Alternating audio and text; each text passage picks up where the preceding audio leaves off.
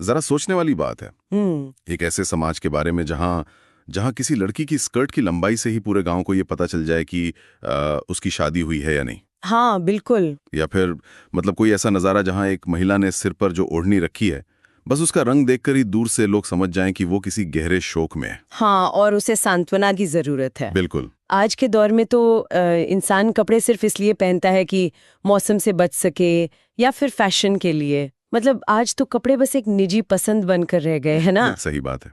आज के समय में कपड़ों का वो सामाजिक महत्व नहीं रहा जो पहले हुआ करता था। हाँ, लेकिन हमारे पास जो स्रोत है, जो राजस्थान के पारंपरिक परिधानों और वस्त्रों के ये विस्तृत नोट्स हैं, वो तो एक बिल्कुल ही अलग दुनिया की तस्वीर दिखाते हैं। एक बहुत ही जटिल और दिलचस्प दुनिया। जी, और इसीलिए आज के इस विस्तृत विश्लेषण का जो हमारा मिशन है ना, वो सिर्फ कपड़ों की कोई ऐतिहासिक लिस्ट पढ़ना नहीं है। हमारा मकसद ये डिकोड करना है कि कैसे कैसे पारंपरिक राजस्थान में सूत का एक एक धागा, कपड़े की कटाई और उसका रंग इंसान की पहचान का एक जीता जागता बारकोड हुआ करता था। बारकोड, ये बहुत ही सटीक शब्द इस्तेमाल किया आपने। है ना? मतलब एक ऐसा समाज जहां लोग बिना होठ हिलाए सिर्फ कपड़ों से अपनी उम्र, अपना समुदाय और अपना पूरा रुतबा बता देते थे। मैं पढ़ रही थी तो मुझे बहुत हैरानी हुई। देखिए, इस पूरी व्यवस्था की जड़ में अगर कुछ है तो वो है वहां का भूगोल। अच्छा, भूगोल कैसे? राजस्थान के उस कठोर रेगिस्तानी माहौल को समझे बिना हम इन परिधानों की जो असली अहमियत है उसे नहीं पकड़ सकते। चिलचिलाती धूप, रेत से भरी आंधियां और मतलब सर्दियों की वो रातें जो खून जमा दें। बाप रे, हाँ, सर्दियां तो वहां बहुत भयंकर होती हैं। बिल्कुल। तो ऐसे परिदृश्य में कपड़ा सिर्फ शरीर ढकने का साधन तो हो ही नहीं सकता था ना। इस सीधे तौर पे इंसान के अस्तित्व को बचाने का एक रक्षा कवच था। मतलब सर्वाइवल टूल। जी। और इससे भी गहरी बात यह है कि जब समाज इतनी दूर दूर फैली बस्तियों और गांवों में बटा हो, जहां लिखित संवाद ना के बराबर हो। हाँ, चिट्ठियां वगैरह तो रोज जाती नहीं होंगी। सही का। तो वहां ये परिधान ही समाज के ताने बाने को व्यवस्थित रखने का सबसे व्यावहारिक उपकरण बन गए थे। लोग कपड़े देखकर ही तय कर लेते थे कि सामने वाले के साथ कैसा व्यवहार करना है। ये बारकोड वाली बात सच में मुझे बहुत हैरान कर रही है। आज तो हम किसी इंसान से घंटों बात कर लें, फिर भी उसकी बैकग्राउंड नहीं समझ पाते। और उस दौर में बस एक नजर ही काफी थी। बिल्कुल। तो चलिए इन्हीं स्रोतों के आधार पर इस मूक भाषा को डिकोड करना शुरू करते हैं। सबसे पहले पुरुषों के पहनावे पर आते हैं।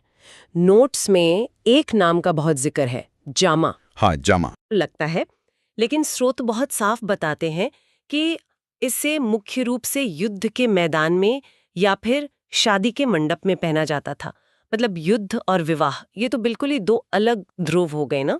देखने में ये विरोधाभास लगता है, लेकिन अगर हम जामा की बनावट पर गौर करें तो ये गुत्थी अपने आप सुलझ जाती है। अच्छा, कैसे? देखिए, जामा कोई साधारण कमीज नहीं है।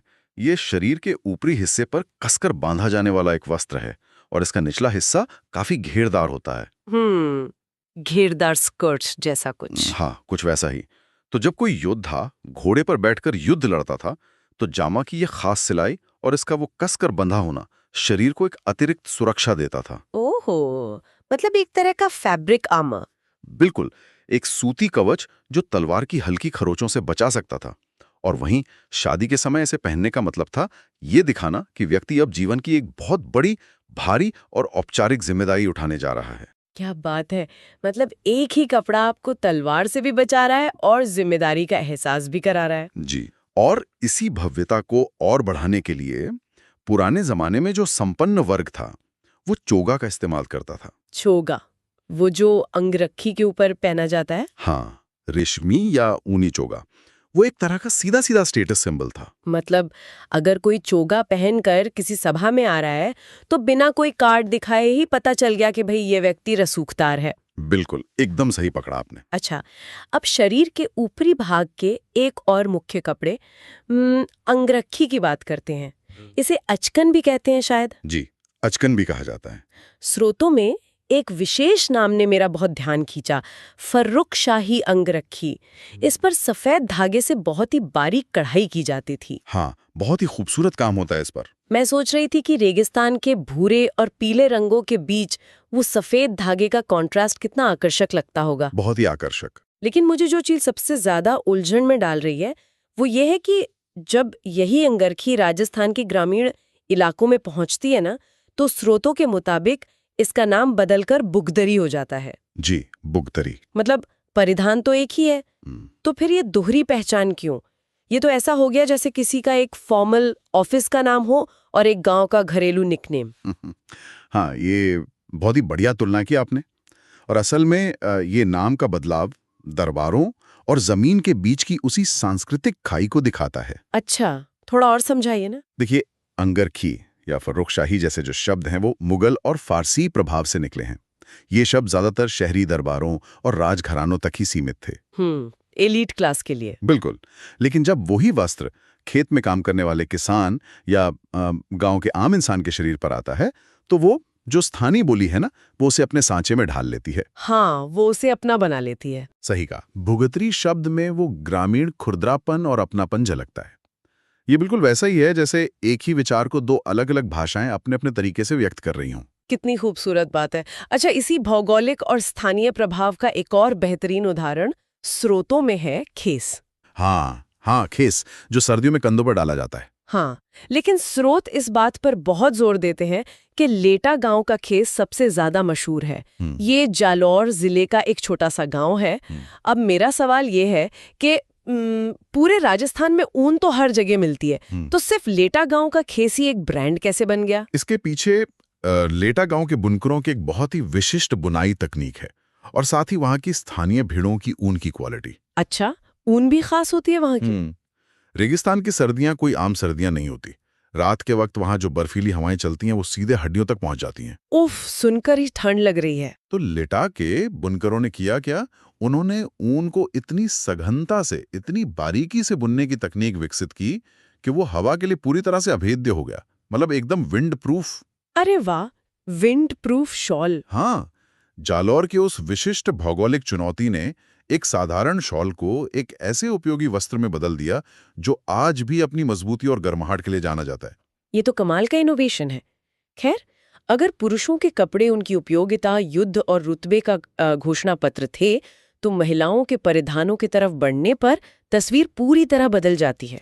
बिल्कुल बदल जाती है। स्रोतों को गहराई से पढ़ने पर यह साफ नजर आता है कि महिलाओं के कपड़े उनके काम से ज्यादा उनकी उम्र, उनका समुदाय और वो जीवन के किस पड़ाव पर हैं, ये ब्रॉडकास्ट कर रहे थे। एकदम सही अवलोकन है आपका। ऊपरी वस्त्रों की सूची में मैंने देखा कांचली, कुर्ती और कुत्ती का नाम है। अब अगर कोई बाहर का इंसान ये सुने तो उसे लगेगा कि ये सब तो एक ही चीज के नाम होंगे। पर ऐसा है नहीं, इनकी बनावट बिल्कुल अलग होती है। वही तो, जैसे कांचली पीठ पर डोरियों से बंधने वाली एक कसी हुई चोली है, जबकि कुर्ती बिना बाहों की होती है और उसे कांचली के ऊपर पहना जाता है। जी। लेकिन इन सब के बीच मुझे कांपड़ी नाम के परिधान का डिजाइन सबसे दिलचस्प लगा। स्रोत बताते हैं कि इसे कपड़े के दो टुकड़ों को बीच में से जोड़कर चोली के रूप में बनाया जाता था। और ये जो कापड़ी का जो डिजाइन है ना, वो उस समाज की रचनात्मकता और संसाधनों के अभाव दोनों का सीधा परिणाम है। अभाव का परिणाम? मतलब कपड़े की कमी थी? हाँ, आप देखिए, जिस इलाके में सदियों तक कपड़े का उत्पादन सीमित रहा हो, वहां कपड़े के छोटे छोटे टुकड़ों को भी फेंका नहीं जा सकता था। वेस्टेज बिल्कुल नहीं कर सकते। बिल्कुल।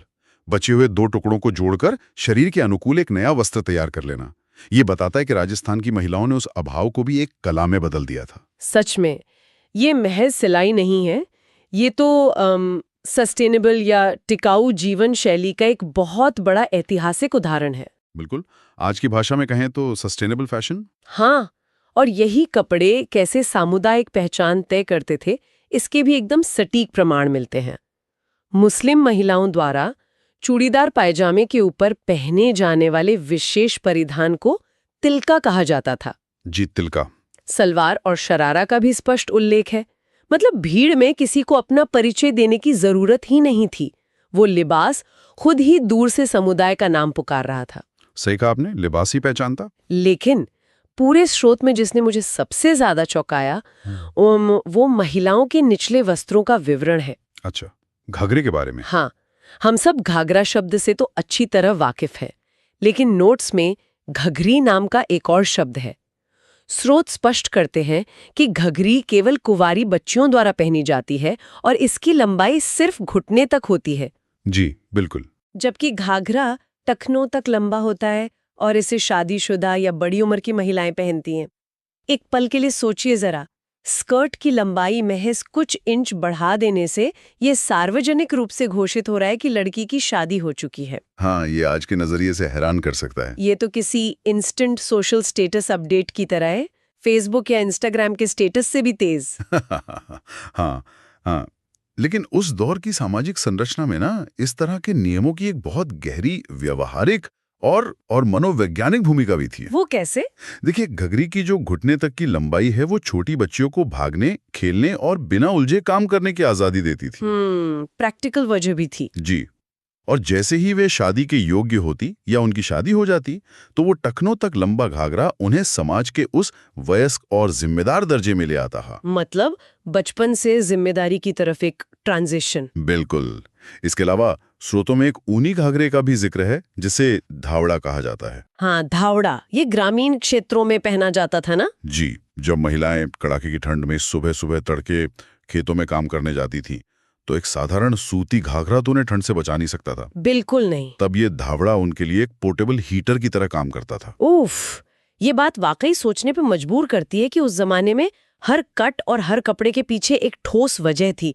कुछ भी महज दिखावे या सजावट के लिए नहीं था। कुछ भी बिना कारण के नहीं था। तो चलिए अब बनावट और सिलाई की इस दुनिया से थोड़ा आगे बढ़कर रंगों के विज्ञान पर आते हैं। अगर कपड़े की बनावट एक शरीर है ना, तो रंग उसकी आत्मा है। बहुत खूब कहा। रंगों का अपना एक अलग ही व्याकरण था वहाँ। महिलाओं की ओढ़नी या लुगड़ी को लेकर जो डिटेल स्रोतों में है वो तो मानो भावनाओं का एक पूरा समंदर है। मतलब कपड़े का ढांचा तो पूरे राजस्थान में लगभग एक जैसा रहता होगा, लेकिन ओढ़नी के रंग जीवन के सबसे गहरे पलों की कहानी सुना रहे थे। जैसे कि पीला रंग या जिसे पोमचा कहा जाता है। हाँ, पोमचा, इसके बारे में बताइए थोड़ा। पोमचा राजस्थानी वस्त्रकला का एक बहुत ही महत्वपूर्ण हिस्सा है। इसका नाम पद्म यानी कमल के फूल से आता है। अच्छा, पद्म से पोमचा? जी, पोमचे के बीच में और किनारों पर गोल छपाई होती है। पीले रंग का पोमचा नवविवाहित वधू के लिए एक अनिवार्य परिधान था और जब वही महिला किसी बच्चे को जन्म देती थी ना, तो उसके मायके से उसके लिए पीला पोमचा भेजा जाता था। मैंने पढ़ा है ये। बिल्कुल सही। शेखावाटी क्षेत्र का पीला पोमचा तो पूरे राज्य में विख्यात है। आप देखिए, रेगिस्तान के उस सूखे भूभाग में जहां हर तरफ सिर्फ भूरी रेत हो, वहां पीला रंग सूरज की ऊर्जा, नई शुरुआत, खुशहाली और उर्वरता का सबसे शक्तिशाली प्रतीक बन गया था। क्या बात है! पीला रंग मतलब जीवन के जश्न का प्रतीक। लेकिन स्रोतों से ये भी पता चलता है कि रंगों का संबंध सिर्फ जीवन के पड़ावों से ही नहीं था, बल्कि समुदायों और उपलब्धियों से भी था। हाँ, अलग अलग रंगों के अलग मायने थे। जैसे चील नाम की ओढ़नी का विवरण है जो केसरिया रंग की होती है और विशेष रूप से जाट समुदाय की महिलाएं इसे ओढ़ती हैं। जी। और एक बहुत ही अनोखी ओढ़नी मुझे मिली च्यातिया। नोट्स के मुताबिक जब किसी बेटे द्वारा कोई विशेष कार्य या अचीवमेंट हासिल की जाती है तो उस मौके पर माँ इस च्याटिया को ओढ़ती है। हाँ, ये बहुत ही खास परंपरा है। ये परिधान तो शाब्दिक रूप से गर्व को पहनने जैसा हो गया। मतलब जैसे आज लोग मेडल पहनते हैं, उस समय एक माँ अपनी ओढ़नी से पूरे समाज को बता रही होती थी कि देखो, मेरे बेटे ने कुछ बड़ा किया है। सामाजिक मान्यता का ये एक बहुत ही सुंदर तरीका था। मतलब मौखिक रूप से अपनी बड़ाई करने के बजाय वस्त्र के माध्यम से एक सूक्ष्म और मर्यादित उद्घोषणा की जाती थी। बिना बोले ही प्राउड फील कराना। बिल्कुल। लेकिन रंगों की इस भाषा में जीवन का सबसे स्याह और दुखद पहलू भी दर्ज है। हाँ। स्रोतों में हाड़ौती क्षेत्र के काले पोमचे का विशेष उल्लेख है। ये काला पोमचा विधवा महिलाओं द्वारा ओढ़ा जाता था। इसी एक तथ्य ने तो इस पूरी चर्चा को मेरे लिए एक अलग ही मुकाम पर लाके खड़ा कर दिया। वो कैसे? अगर हम इसे गहराई से देखें तो ये एक पूरा कलर कोडेड लाइफ मैप है। पीला रंग जन्म और नई शुरुआत गा रहा है, केसरिया रंग कम्युनिटी बता रहा है और हाड़ौती का काला पोमचा एक बहुत गहरे व्यक्तिगत शोक का ऐलान कर रहा है। बिल्कुल, एक जीता जागता मैप। जरा कल्पना कीजिए उस दौर में जब गांव में कोई बड़ा मेला लगता होगा या कोई पंचायत जुड़ती होगी जहां दूर दराज के सैकड़ों लोग इकट्ठा होते होंगे। वहां कोई व्यक्ति हर किसी से जाकर तो उसका हाल नहीं पूछ सकता ना। नहीं, वो तो संभव ही नहीं है। तो अगर भीड़ में कोई महिला काला पोंचा पहने दिख जाए तो बिना एक भी शब्द बोले ये तय हो जाता होगा कि उसके साथ किस तरह की सहानुभूति और सम्मान के साथ पेश आना है। मनोविज्ञान के नजरिए से देखें तो ये रंग प्रणाली उस समाज का एक बेहद संवेदनशील आविष्कार थी। मतलब गैर मौखिक संचार या नॉन वर्बल कम्युनिकेशन की इससे सशक्त मिसाल और क्या हो सकती है। सही बात है। जब कोई व्यक्ति गहरे दुख में होता है तो बार बार अपने दुख को शब्दों में बयां करना एक मानसिक प्रताड़ना जैसा होता है। काले पोमचे ने उस महिला को बार बार अपना दर्द बताने की उस पीड़ा से मुक्त कर दिया। उफ, ये तो बहुत गहरी बात है। कपड़ा खुद उसकी तरफ से समाज से बात कर रहा था। लोग देखते, समझते और स्वतः ही एक समानजनक दूरी और सहानुभूतिपूर्ण रवैया अपना लेते थे। यह उस समाज की एक अंतर्निहित और परिपक्व समझ थी। कपड़े आपकी पीड़ा का भार बांट सकते हैं, ये सोच ही कितनी मानवीय है। जी। खैर, चलिए अब इन ठोस रंगों से आगे बढ़ते हैं और राजस्थानी वस्त्रकला की उस सूक्ष्मता पर बात करते हैं जो इसके पैटर्न्स और अनोखे उपयोगों में छिपी है। पैटर्न्स तो राजस्थान की जान है। बिल्कुल। रंगाई की एक बहुत मशहूर कला है लहरिया। वो लहरदार धारियां जो एकदम पानी के प्रवाह जैसी लगती हैं। जी, लहरिया तो आज भी बहुत लोकप्रिय है। लेकिन नोट्स में इससे एक कदम आगे की जानकारी है। जब लहरिये की ये आड़ी तिरछी धारियां एक दूसरे को काटती हैं तो एक जाल सा बन जाता है जिसे मोथड़ा कहते हैं। हाँ, मोथड़ा। और मोथड़ा बनाने की प्रक्रिया साधारण लहरिये से कहीं अधिक जटिल होती है। अच्छा, वो कैसे? इसमें कपड़े को एक बार तिरछा बांधकर रंगा जाता है और फिर उसे खोलकर दूसरी दिशा से तिरछा बांधा जाता है। मतलब डबल मेहनत। बिल्कुल। और जब धारियां आपस में कटती हैं तो मोठ यानी दाल के दाने के आकार के छोटे छोटे चौकोर डिब्बे बन जाते हैं। जोधपुर का मोथड़ा पूरे देश में अपनी इसी बारीक कारीगरी के लिए विख्यात है। जोधपुर का मोथड़ा, हाँ। ये डिजाइन सिर्फ एक पैटर्न नहीं है बल्कि मारवाड़ के कारीगरों के गणितीय और ज्यामितीय कौशल का प्रमाण है। सोचिए, बिना किसी आधुनिक मशीन के वो एकदम सटीक ज्योमेट्री बिठाते थे। पैटर्न्स और छपाई की ये दुनिया तो बहुत विशाल है। स्रोतों में दुल्हन के लिए इस्तेमाल होने वाली लाल और गुलाबी रंग की चुनरी का भी जिक्र है। जी, चुनरी तो सुहाग का प्रतीक मानी जाती है। लेकिन दिलचस्प बात ये है कि उदयपुर के आहड़ क्षेत्र में जब भील समुदाय की महिलाएं एक विशेष प्रकार की चुनरी पहनती हैं तो उसे बेघेत कहा जाता है। हाँ, बेघेत। इसके अलावा एक धनक पैटर्न भी है। ये वो छपाई है जिसमें बड़ी बड़ी चौकोर बूंदों वाला डिजाइन होता है। और इन विशिष्ट डिजाइन्स के साथ साथ स्रोतों में एक बहुत ही मूल्यवान परिधान साहू का भी नाम दर्ज है। साहू, ये क्या होता है? यह सधवा यानी विवाहित महिलाओं द्वारा ओढ़े जाने वाला एक कीमती वस्त्र था। इसे रोजमर्रा में नहीं बल्कि विशेष सामाजिक आयोजनों पर अपनी हैसियत और गरिमा प्रदर्शित करने के लिए निकाला जाता था। ओह, मतलब एक तरह का खास पार्टी वेयर। जी, एक तरह का पारिवारिक खजाना हुआ करता था ये, जिसे पीढ़ियों तक सहेज कर रखा जाता था। हाँ। लेकिन इन सब भव्य डिजाइन्स और कीमती कपड़ों के बीच स्रोतों की सूची में एक ऐसा नाम सामने आया जिसने मुझे अचानक रुकने पर मजबूर कर दिया। कौन सा नाम? मैं एक के बाद एक नाम पढ़ रही थी। लहरिया, मोथड़ा, चुनरी, साहू और फिर वहां लिखा था नादड़ा। हाँ, नादरा। और इसके ठीक आगे इसका जो विवरण था वो था पानी छानने का वस्त्र। जी। एक पल के लिए मुझे लगा कि शायद स्रोतों में कोई प्रिंटिंग मिस्टेक हो गई है। मतलब हम परिधानों की, पहनने वाले कपड़ों की चर्चा कर रहे हैं ना, और इस लिस्ट के बीच में ये पानी छानने का फिल्टर कहाँ से आ गया? हाँ। क्या नादड़ा कोई पहनावा है या फिर इसे गलती से कपड़ों की लिस्ट में डाल दिया गया है? नहीं नहीं, कोई गलती नहीं है। इस सवाल का जवाब रेगिस्तान के यथार्थ में छिपा है। यथार्थ में मतलब? नादड़ा का परिधानों की सूची में होना कोई मुद्रण की गलती नहीं है, बल्कि ये राजस्थानी संस्कृति का सबसे बड़ा सच है। हम अक्सर ये भूल जाते हैं कि उस दौर में जब कोई भी व्यक्ति मीलों का सफर पैदल या ऊंट पे तय करता था, हाँ, तो वो अपने साथ बहुत अधिक सामान नहीं ले जा सकता था। रास्ते में किसी सूखी बावड़ी या जोहड़ में अगर थोड़ा बहुत मटमैला पानी मिल भी जाए, हाँ, तो उसे सीधे तो नहीं पिया जा सकता था ना। बीमार पड़ने का डर होता होगा। बिल्कुल। ऐसे में इंसान के शरीर पर मौजूद कपड़ा ही सबसे बड़ा उपकरण बन जाता था। एक विशिष्ट सूती वस्त्र जिसे नादड़ा कहा जाता था, उसे कंधों पर या साफे की तरह रखा जाता था। मतलब उसे पहनती भी थे? जी, वो पहनावा ही था। और जरूरत पड़ने पर वो पानी छानने की छलनी बन जाता और बाद में सूखने पर फिर से परिधान। अरे वाह! संसाधनों के घोर अभाव वाले इलाके में वस्त्रों की उपयोगिता का इस तरह बहुआयामी होना सिर्फ होशियारी नहीं बल्कि जिंदा रहने की शर्त थी। कमाल है। मतलब एक तरफ किसी व्यक्ति के पास सोने चांदी के तारों से सजी फर्रुखशाही अंगरखी हो सकती है जो उसके शाही रुतबे को दर्शाती है, बिल्कुल। और उसी समय उसी समाज में एक आम इंसान के पास नादड़ा है जो एक कपड़े के रूप में उसकी प्यास बुझाने का, उसकी जान बचाने का काम कर रहा है।